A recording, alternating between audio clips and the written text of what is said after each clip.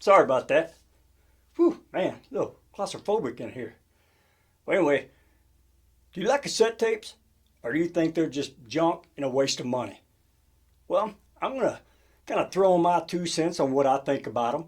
I'm going to go over the pros, the cons, some of the risks, and also some of the impact that it's had over, music distribution, and then also some of the current prices I've seen them go for. So anyway, stay tuned. Don't go anywhere.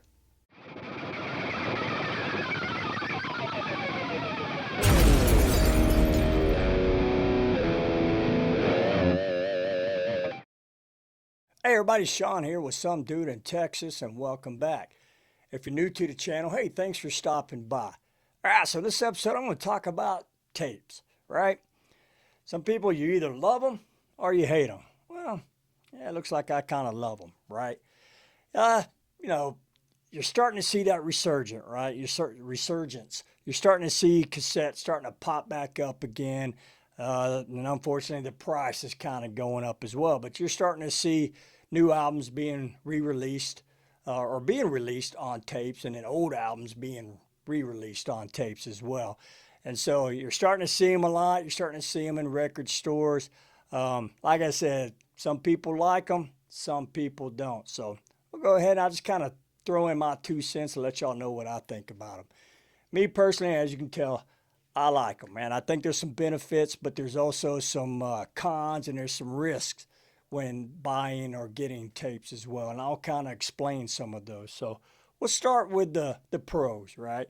So first thing is, back in the day, what made them so appealing was the fact that they were cheaper, right?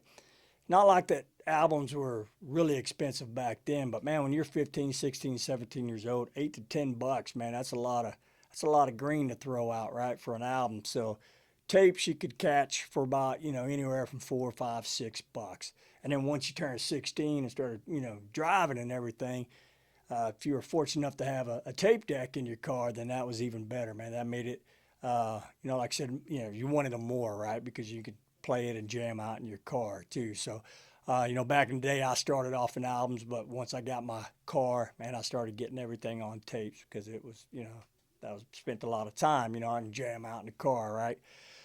So that was, that's some pros there, the price and being able to listen to it in your car. You couldn't listen to, your vinyl back then. And then, eventually CDs came on. But also, uh, one thing that a lot of people don't realize, especially when it comes to, the metal, traditional metal, thrash, and even death metal, cassettes played a big, big role in that, right? So, especially the Florida death metal scene or just the death metal scene, period. How did a lot of that get distributed? How did a lot of people find out? Well, it was a lot of, homemade tapes that these bands made in the garage or in their jam room, right? They had either had a small recording, 4 track or something, or they just put a plain tape in a jam box and hit record and hope that it came out pretty good, right? And then once they did that, they'd pass them out, word of mouth, give them to people. And then there was also those mailing lists, right? You get on there and bands were trading tapes and all of that. So tapes had a big impact back in the 80s and the 90s, especially with some of the underground heavier stuff, getting that word out there.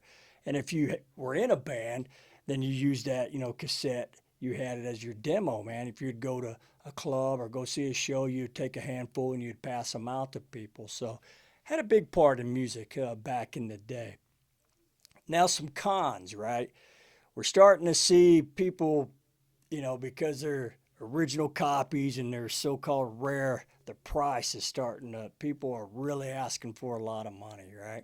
You've got, I've seen anywhere from, 45, 50, some, you got the guy that's going to take a chance and throw a price out there, see if it sticks, see if it gets a taker, man. I've seen a, cassette go, wanting $100 or more. Uh, Me personally, I wouldn't spend anything over, normally I don't go anything over 15 bucks unless it's something I really, really, really want. And I can tell it's really good shape and I can listen to it and test it out. But, you get to that 25, 30, 40, 50, 100 bucks range, you're taking a big chance. So now we'll talk about some of the cons and the risk with it, right?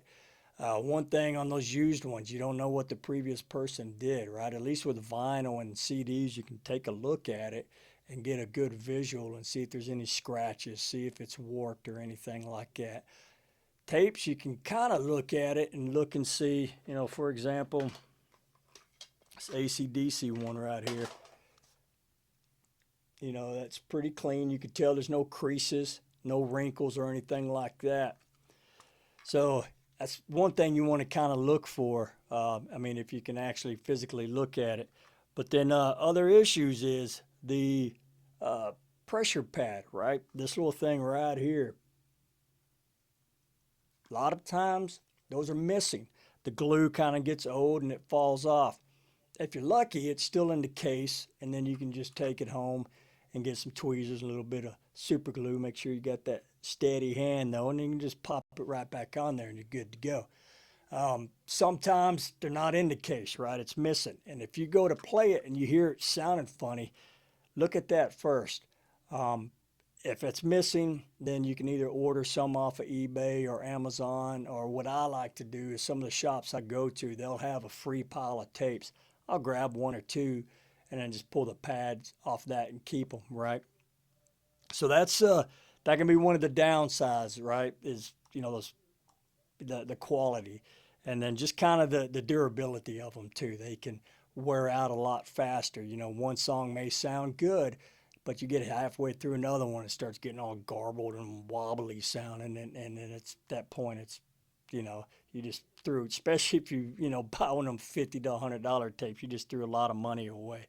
But one other thing that you got to look at, I'll show you.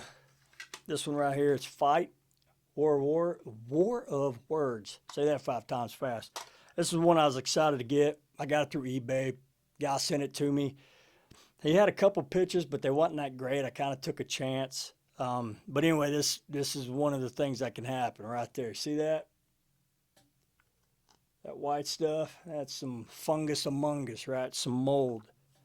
Depending on what part of the country it come from, if it's real humid or if somebody spilt something on it, moisture gets in there and it can, start growing stuff in there. And then at that point, it's trash. Nothing you can do with it. You don't want to play it. I've seen some people, they'll break it apart, get in there with some alcohol and rub it all down real gentle and all that, try to clean it up. It's not worth it. I don't have that much time or the patience to do that. But so that's one of the things that you have to look out for. So always look to see if there's pictures, or if you're physically, able to look at it, look for that, check for that. Those are kind of the missing pressure pad, and then the fungus among us on there. That's usually, some common things.